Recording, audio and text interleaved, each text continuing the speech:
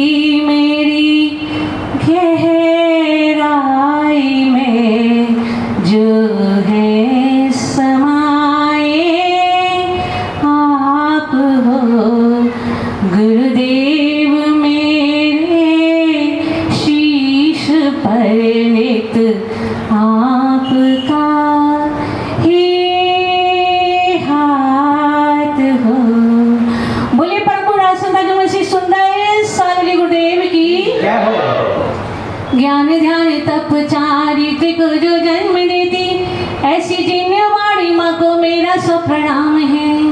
ज्ञान ध्यान तप चारित्रिक जो जन्म देती ऐसी जिन्यवाणी माँ को मेरा सो प्रणाम है। धीर वीर आवामान जो बनाती ज्योतिर्मान ऐसी जिन्य देव की प्रिया को सो प्रणाम है। मान सम्मान करना सिखाती गुरुओं का, मान सम्मान करना सिखाती गुरुओं का, ऐसी जिन्यवाणी माँ को मेरा सब प्रणाम है। ओंकार रूप और सन्मति रूप है सो ऐसी जिन्य देव की प्रिया को सो प्रणाम है। ऐसी जिन्य देव की प्रिया को सो प्रणाम है। बोलिए द्वादशांग जिनवाणी माता की, मंचासी आचार्य बोलिए समस्त आचार्य संघ की जय कर गुरुदेव का, जय कर गुरुदेव का, जय कर गुरुदेव का। मंचासीन आचार्यगण एवं समस्त साधुवृंद के चरणों में मेरा कोटि से नमन वंदन।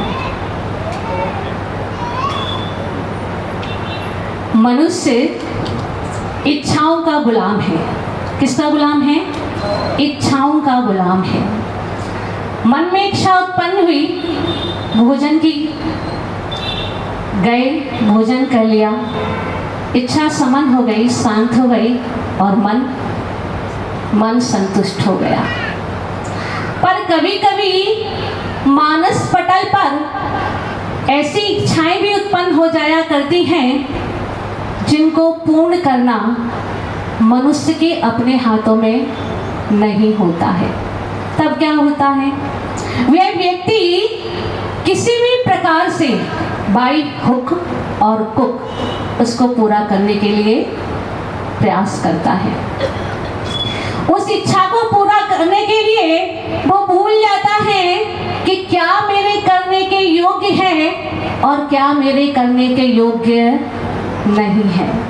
पांचों पापों को भी वह कर लिया करता है, लेकिन उसको कुछ भी समझ में नहीं आता।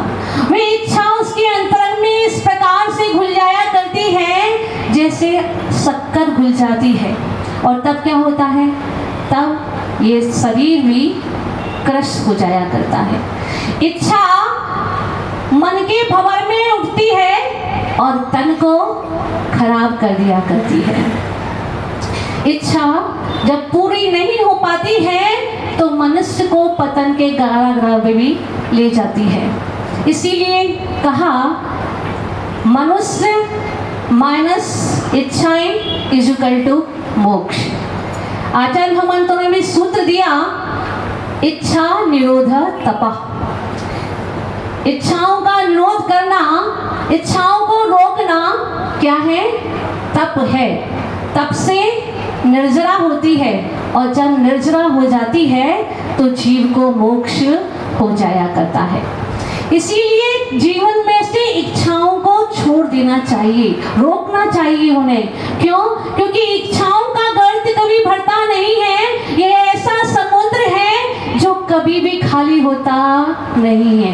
एक इच्छा अंतरंग में उठती है, आप उसकी पूर्ति करते हैं, तुरंत दूसरी इच्छा आपके मन में उत्पन्न हो जाया करती है। और ऐसे ही ये क्रम जिंदगी भर चलता रहता है। मनुष्य अपना पूरा जीवन उन इच्छाओं की पूर्ति में लगा देता है, लेकिन फिर भी इच्छाएं शांत नहीं होती है ना। सीता सती है ना, सीता के मन में एक मृग को देखकर इच्छा उत्पन्न हुई कि ये मृग मुझे चाहिए। राम जी अपनी प्रिया के लिए उस मृग को लेने के लिए दौड़ गए। राम कौन थे? छायक सम्यक दृष्टि जी। कौन थे? छायक सम्यक दृष्टि थे। फिर भी भूल गए कि त्रियंचों का औदारिक शरीर हुआ करता है, वे स्वर्ण का नहीं हो सकता। स्वर्ण का मृग है तो ये कोई मृग मरीचिका है, संभव नहीं है। हो सकता है क्या स्वर्ण का मृग? यदि स्वर्ण का मृग है तो वो जीवित नहीं हो सकता, और वो जीवित है तो स्वर्ण का नहीं हो सकता। लेकिन प्रिया की इच्छा थी, पूर्ण करने के लिए चले गए, और परिणाम क्या हुआ? सीता का अपहरण हो गया। रावण भी कौन था? सम्यक दृष्टि जीव था, देव देव का भक्त था। उसने जब शांतिनाथ भगवान की स्तमन प्रारंभ किया, स्तुति की, तो स्तमन करते करते उस वीणा की अवतार टूट गया। तो उसने क्या किया? अपने हाथ की नस निकाली, उस वीणा में लगाई, और पुनः भक्ति में संलग्न हो गया। ऐसा में रावण जो विद्वान था, जो जानता था कि जिनेन्द्र भगवान की अर्चना, जो सम्यक दृष्टि जीव है, वह कभी भी 5 पापों को नहीं किया करता। उसने अनंतवीर नामक मुनिराज से ये नियम भी लिया था कि यदि कोई स्त्री मुझे नहीं चाहेगी तो मैं उसका उपभोग नहीं करूंगा। और मैं ये भी जानता था कि मेरा पतन किसी स्त्री के माध्यम से होगा। लेकिन फिर भी जब सीता को देखा, सीता को पाने की जब इच्छा अंतरंग में उत्पन्न हो गई, तो क्या हुआ? रावण का पतन हो गया। 1 लाख पुत्र 1.25 लाख नाती, सबके सब चले गए। इच्छा की पूर्ति नहीं हो पाई। फिर भी वह सीता उसको प्राप्त नहीं हो सकी, और प्राप्त होती भी कैसे? उसको स्वयं पता चल गया था कि मैं मुझे मिलने वाली नहीं है। बाद में उसने अपना मानस भी बना लिया था कि यदि रामचंद्र आकर रामचंद्र को एक युद्ध में जीत कर मैं सीता को वापस भी कर दूंगा, लेकिन फिर भी कुछ होने वाला नहीं था। तो इच्छाएं जब मन में घर कर जाती हैं तो उनको पूर्ति में ये मनुष्य रात दिन लगा रहता है, अरहनिश उनकी पूर्ति में लगा रहता है, तो भी क्या होता है? इच्छाएं कभी पूरी नहीं होती हैं। इसलिए क्या करना? इसलिए इन इच्छाओं पर विजय पाना है, उनको रोकना है। क्योंकि जब तक आप इच्छाओं को रोकना प्रारंभ नहीं करेंगे, एक के बाद एक इच्छा आपके अंतरंग में उठती रहेगी, और आप जीवन पर्यंत उन इच्छाओं की पूर्ति में लगे रहेंगे। एक बार एक पथिक एक महान पशुओं से भरे हुए जंगल में प्रवेश करा। क्या किया? एक मनुष्य ने, एक पथिक ने एक जानवरों से भरे हुए महावन में प्रवेश किया और जैसे ही उसने उस जंगल में प्रवेश किया, एक हाथी उसके पीछे पीछे दौड़ने लगा। हाथी जब उसके पीछे दौड़ने लगा तो उसके मन में भय उत्पन्न हो गया और वह उस हाथी से अपनी रक्षा करने के लिए दौड़ने लगा और दौड़ते दौड़ते दौड़ते दौड़ते दौड़ते दौड़ते एक अंधकूप में जा गिरा। क्या हुआ? कुछ पुण्य या संयोग था उसका, उसे उस कूप में भी एक वृक्ष की लता मिल गई और वह उसको डाली मिल गई, वह उसको पकड़ करके बाहर आ गया। डाली पर झूल रहा था, भय से कांप रहा था, मन में जीने की शंका होने लगी थी। आंखों को बंद करके उसने बड़ी मुश्किल से खोला और नीचे की ओर देखा तो क्या देखा?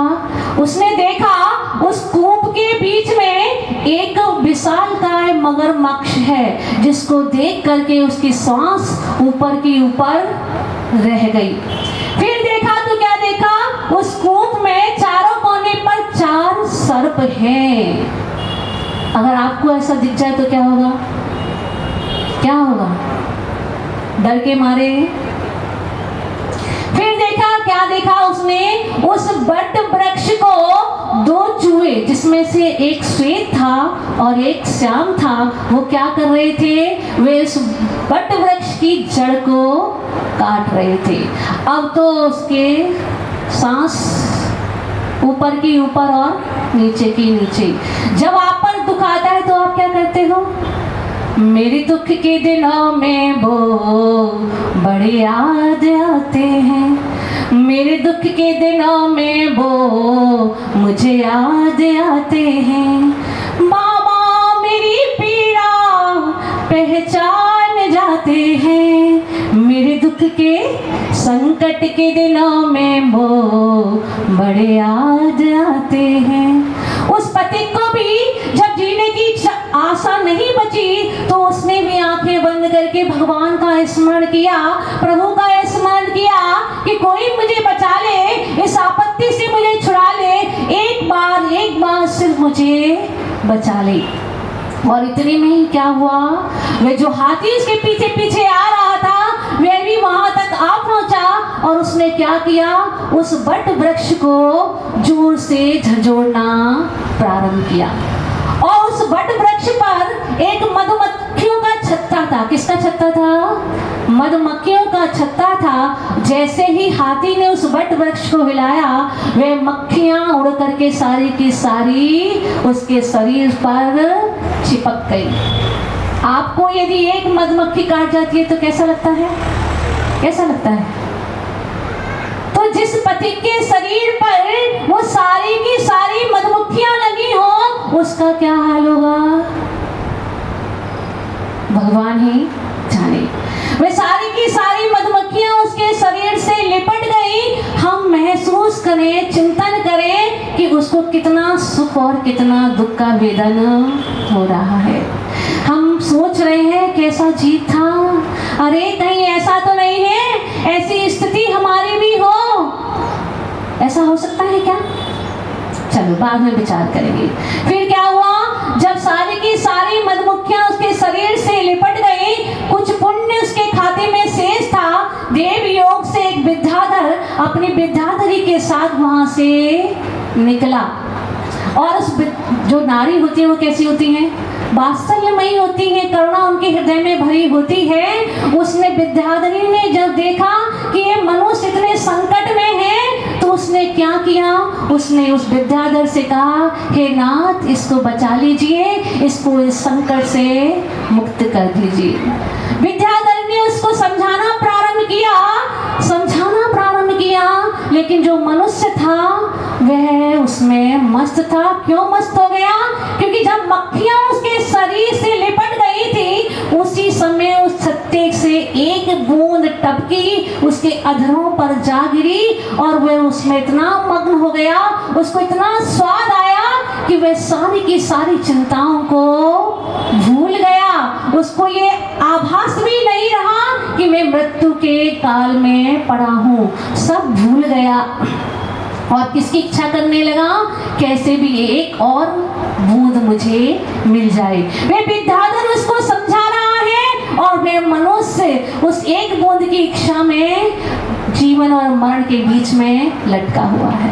बंधुओं, ये किसी और की कहानी नहीं है, हमारी ही कहानी है। क्योंकि जो मनुष्य था, जो वो वन था, वो क्या था, ये वो वन ये संसार है। क्या है? वे वन इस संसार है जिसमें ये अनंत प्राणी भरे पड़े हैं, अनंत अनंत विचारों वाले हैं, अनंत अनंत कर्मों के फल को भोग रहे हैं।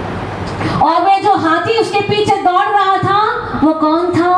वो यम का दूत था, यमराज था, जो हमारे पीछे दौड़ रहा है। वे बट के वृक्ष को जो दो चूहे काट रहे थे, वे कौन है? वे एक शुक्ल पक्ष और एक कृष्ण पक्ष के समान है, जो हमारी आयु को काट रहे हैं। वह बट का वृक्ष हम कुछ और नहीं, हमारी आयु है। और जो उस कूप में बीच में जो अजगर है, वह नरक गति का प्रतीक है। चारों ओर जो सर्प थे, वह चारों कसायों के प्रतीक है। क्रोध, मान, माया, लोभ, ऐसे वे चार सर्प हमारे जीवन को क्या कर रहे हैं? खत्म कर रहे हैं। हाथी ने जब पेड़ बट वृक्ष की टहनी को हिलाया तो क्या हुआ? वह मधुमक्खियां उसके शरीर से चिपट गई। वे मधुमक्खियां कुछ और नहीं, रोग हैं। एक व्यक्ति के शरीर में रोगों की संख्या कितनी होती है पता है आपको? किसी को 9 करोड़ 68,99,584 इतने रोगों की संख्या है। 5,68,68,99,584 इतने रोग होते हैं और एक इतने से पूरे में 96 रोग होते हैं। तो समझ लो, यदि कोई व्यक्ति निरोगी है, उसको कोई रोग नहीं है, तो कितना वह भाग्यशाली है। क्योंकि ऐसा देखने में नहीं आता, किसी न किसी को किसी न किसी प्रकार का रोग रहा ही करता है। तभी तो कह दिया क्या? पहला सुख निरोगी काया। इतने सारी रोगों की संख्या है, तो वो मधुमक्खियां कुछ और नहीं, वो शरीर में होने वाले रोग हैं जो इस जीव को खोखला कर दिया करती है। और वह मधु की रस जो उसके आधार पर टपक रही है, वे पंचेंद्रियों के विषय हैं। वह जरा से हमको अनुभव होते हैं और उसमें हम भूल जाया करते हैं कि हम में कोई दुख भी है। हम आपसे पूछें, आप सुखी हो क्या? सुखी हो क्या? तो बहुत से लोग ये कहेंगे, माता जी हम तो पूर्ण सुखी हैं। दुख तो आपको होगा जो आप छोड़ करके सब यहाँ आ गए, हमें तो किसी भी प्रकार का दुख नहीं है। लेकिन बंधु, जिस सुख को आप कह रहे हो, वे सुख इंद्रिय जन्य है। वह कभी भी आपको तृप्त नहीं कर सकता है। एक बार आपने कपड़े पहन लिए, 2 बार पहन लोगे, 4 बार पहन लोगे, फिर उसको पहनने की इच्छा होगी। एक बार गुलाब जामुन खाया, 2 खाए, 4 खाए, 6 खाए, फिर उसको खाने की इच्छा होगी? नहीं होगी। आप कितने भी विषयों को भोग लीजिए, कितने भी कर्म कर लीजिए, लेकिन आपकी उससे तृप्ति होने वाली नहीं है। ये तो इंद्रिय के विषय है, क्षणिक है। यदि संसार में सुख होता तो तीर्थंकर क्यों छोड़ते? उनके पास कोई कमी थी? चक्रवर्ती के पास कमी थी? इस संसार में, मनुष्य लोक में सारी संपत्ति का अधिपति कौन है? चक्रवर्ती। सठखंड का स्वामी होता है, लेकिन फिर भी संपत्ति को एक लात मार करके छोड़ दिया करता है। और हमारे पास क्या है? उसके पास तो 96 रानी है, हमारे पास एक स्त्री है, उसको भी हम नहीं छोड़ पा रहा करते हैं। मनुष्य, जो आप सुख मान रहे हो, वह सुख नहीं है, वह केवल सुखाभास है, केवल आपकी मृग मरीचिका है, आपका भ्रम जाल है। और जो वो विद्याधर था, वो कौन है? कौन है? बता सकते हो कौन? गुरुदेव है, जो आपको देख रहे हैं कि आप कितने दुख में डूबे हो और है इस दुख का अनुभव कर रहे हो, संकटों में घिर वे जो विद्याधरी है वो कौन है? जिनमाड़ी माता है। वे आपको समझा रहे हैं कि इन खुशियों के गर्त में मत पड़ो, इनको छोड़ दो, अपनी इच्छाओं को समन करो। इच्छाओं का समन करोगे तो क्या होगा? मोक्ष की प्राप्ति होगी, क्योंकि सूत्र दिया इच्छा निरोध तपा। यदि आपने अपने जीवन में इच्छाओं का समन कर लिया, इच्छाओं को रोकना प्रारंभ कर दिया, तो आपको शाश्वत सुख प्राप्त करने से कोई भी नहीं रोक सकता। ये गुरु यहाँ पर आए हैं और हे निश्चल जिनके पास अपने काम हैं, अपने स्वाध्याय, संयम, तप, ज्ञान में जो निरंतर डूबे रहते हैं, वे भी आपको अपने अमूल्य समय से समय निकाल करके दे रहे हैं कि भैया जाग जा, सावधान हो जा, समझ जा, कुछ अपने को जागृत कर ले, अपने को जागृत कर ले, समझ ले, संयम को ले ले। यदि सुख को प्राप्त करना है तो क्या करना पड़ेगा? पापों को छोड़ना पड़ेगा। बिना कुछ खोए कुछ प्राप्त होता नहीं है। इसलिए अब भी जाग जा। जागे हुए सोए हुए को तो जगाया जा सकता है, लेकिन जो सोने का बहाना कर रहा है उसको जगाया नहीं जा सकता। इसलिए अपने पुरुषार्थ को जागृत कर लो। पूज्य गुरुओं की देशना आपको निरंतर प्राप्त हो रही है। उस देशना को सुनकर अपने अंतःकरण को जागृत कर लो, अपने विवेक की आंखों को खोल लो, तो आप शाश्वत सुख को प्राप्त कर सकते हैं। आइए गुरुओं की उपासना को सुनिए, उनकी सेवा आराधना में डूब जाइए। ना जाने कौन सा वह सत्य हो जो आपके जीवन को परिवर्तित कर दे, तो निश्चित रूप से आपका कल्याण हो जाएगा। पूज्य गुरुदेव की मंगलवाणी को सुनकर हम अपना कल्याण करें। बोलिए परम पूज्य आचार्य वंशी सुंदर सागर जी गुरुदेव की।